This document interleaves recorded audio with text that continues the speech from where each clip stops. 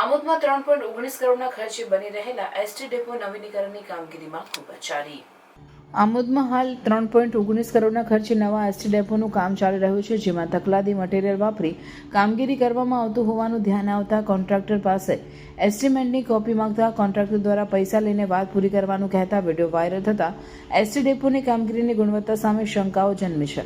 આમોદમાં નવા બનતા એસટી ડેપોના બાંધકામ બાબતે એસ્ટિમેટની કોપી માંગતા વિપુલ નામના કોન્ટ્રાક્ટરે ગલ્લા ધલ્લા કરી છેલ્લા 4 માસથી એસ્ટિમેટની કોપી નહીં આપી કામકાજ ચાલુ રાખ્યું હતું, જેથી આજરોજ મીડિયાકર્મીએ એસ્ટિમેટની કોપી માંગી તો વિપુલ નામના વ્યક્તિએ મીડિયાકર્મીને એસ્ટિમેટ શું કરવું છે કહી પૈસા આપતા કેમેરામાં કેદ થયો, જે અંગે મીડિયાકર્મીએ જવાબ આપ્યો કે ભાઈ પૈસા નથી જોઈતા, એસ્ટિમેટની કોપી જોઈએ છે, તો પણ એસ્ટિમેટની કોપી આપી નહોતી. મને એમને એવું બી કીધું કે બહુ 24 પરથી એસ્ટિમેટ લઈ જજો, મને એવું બી કીધું. મેં પરમ દિવસે એવો બી ફોન કર્યો હતો, રાજી ખુશીથી ગયો.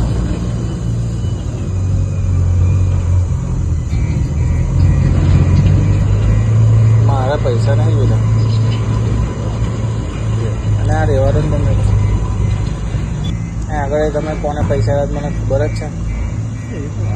3.19 કરોડના સરકારી ખર્ચે બની રહેલા એસટી ડેપો કામગીરી સ્થળ ઉપર એસ્ટિમેટની કોપી નથી કે કઈ ગ્રાન્ટમાંથી કામગીરી ચાલે છે, જે અંગે કોઈ બોર્ડ લગાવ્યું નથી, જેથી અધિકારી અને કોન્ટ્રાક્ટરની મેરી ભગતથી તકલાદી કામગીરી ચાલુ રહી હતી. ત્યારે નવા બની રહેલા એસટી ડેપોની ગુણવત્તા સામે શંકાઓ ઉપજી રહી છે.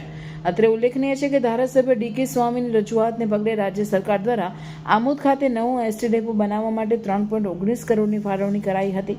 ત્યારે ધારાસભ્ય એસટી ડેપોની કામગીરીનું સ્થળ નિરીક્ષણ કરશે કે કેમ, ઉપરાંત એસટી ડેપોના તકલાદી બાંધકામ અંગે કોઈ નિષ્પક્ષ તપાસ એજન્સી દ્વારા તપાસ કરાવે તેવી માંગ ઉઠવા પામી છે.